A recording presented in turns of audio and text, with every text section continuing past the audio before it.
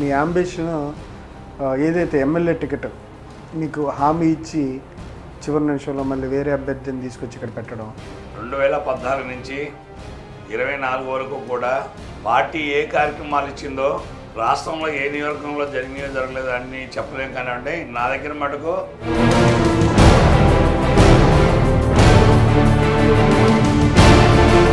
కాంట్రాక్ట్లు లేవు, ఇంకోటి లేవు.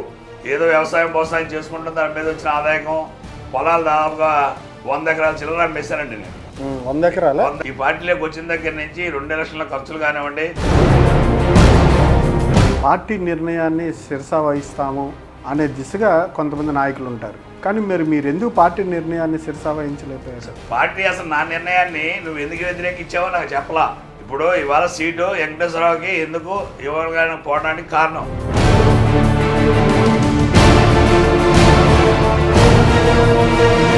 చంద్రబాబు నాయుడు గారు పిలిచినప్పుడు యనమల రామకృష్ణుడు, తర్వాత అచ్చెన్నాయుడు గారు, నేను ముగ్గురు లోపలికి వెళ్ళామంటే అనివార్య కారణాల వల్ల ఇవ్వాల్సి వచ్చింది అన్నాడు.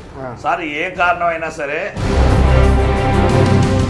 మీరు చంద్రబాబు నాయుడు గారిని కలిసిన తర్వాత లాభం లేదు అని మీరే జగన్మోహన్ రెడ్డి గారి అపాయింట్మెంట్ ఏంటి నీదేమన్నా తేడా వచ్చిందా ఏంటి అన్నాడు.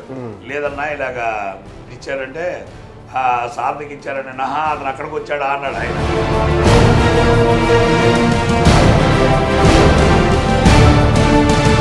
ఇన్ని సంవత్సరాలు 10 సంవత్సరాలు ప్రయాణించగానే మీకు టికెట్ రాలేదనగానే వేరే పార్టీకి వెళ్ళడం, అక్కడ టికెట్ ఇస్తే నేను పోటీ చేస్తానడం, ఈ విధానాన్ని మనం ప్రజలు ఎలా చూడాలి? నేను ఇన్ఛార్జిగా ఉన్నాను, నాకు తెలియకుండా అతను పంపించడం అది కరెక్ట్ అంటారా?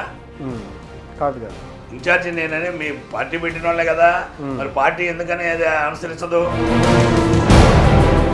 అది అనుసరించాలా లేదా ఫస్ట్ అది చెప్పాలా వాళ్ళు.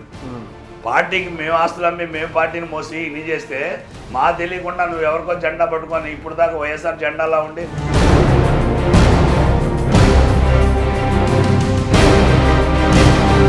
మీరు ఈ ప్రొసీజర్ ఇదంతా జరిగిన తర్వాత మీకంటూ అభిమానులు, మీకంటూ ఒక వర్గం ఉంది ఇక్కడ, మీరు కూడా ఇక్కడ తీర్పుని ప్రభావితం చేయగలరని చెప్తా ఉన్నారు. నాకంతా ఓటర్సే ఉన్నారు సార్. నాయకులకు నేను ఇవాళ ఒకటే నేను చెప్తున్నాను, నాయకులు చెప్తే ఓట్లు పడే రోజులు పోయినాయి. ఎందుకనంటే వీళ్ళ మీద అంత డ్యామేజ్ ఉందండి. ఈ కెరీర్లో అన్ని ఫైట్ చేసి తెచ్చుకోవడమే రెగ్యులర్ అయిపోతుంది. ఫైట్ ఏమో కనపడుతుంది, మరి ఏం చేస్తాం, మరి ఎందుకు అవుతుందో నాకు తెలియదు. అంటే మీకు టికెట్ రాకపోవడానికి ఎవరైనా పని చేశారంటారా వెనకాల? చాలా మంది చేశారు.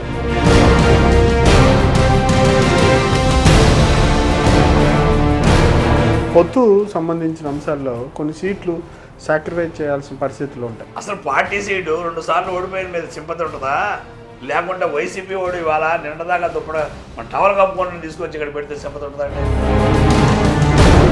మీరు అంటే ఫైట్ చేయడానికి సిద్ధపడిపోయి ఉన్నారు. మీరు చేసిన దానికి నేను చెప్తున్నాను, నేను రాజీ పడాలా రాజీ పడకూడదు అనేది ప్రజలు నిర్ణయించాలా.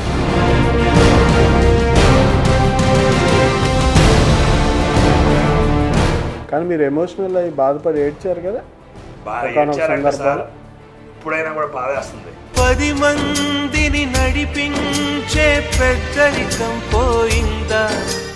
10 సంవత్సరాలు కష్టపడ్డామండి. ఆ కష్టాన్ని అంతా ఊరక ఇట్లా తోసేసినట్టు అయిపోయింది.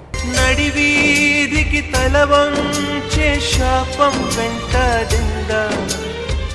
ఇప్పుడు మరి మీకు చంద్రబాబు నాయుడు గారి మీద ఇప్పుడు మీకున్న ఒపీనియన్ ఏంటి? ఒపీనియన్ ఆయన నాకు తెలిసినంత వరకు నా సీటు ఇలాగా చేస్తాడని అనుకోవట్లేదు. ఆయన అయితే అనుకోవట్లేదండి. ఎందుకనంటే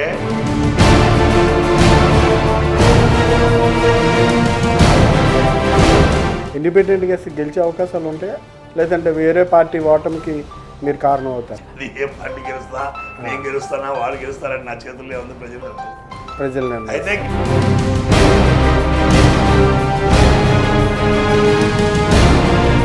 బీసీలకి వెన్నుదన్నుగా నిలిచే పార్టీ ఏదంటారు? ఇప్పుడు బీసీలకి ఇప్పుడైతే నాకు తెలిసినంత వరకు మొన్నటి వరకు అనుకున్నాం కానివ్వండి, ఇవాళ ఇచ్చిన సీట్ల ప్రకారం అయితే చాలా కష్టంగా ఉందండి. ఇప్పుడు ఇచ్చిన సీట్ల ప్రకారం చూస్తే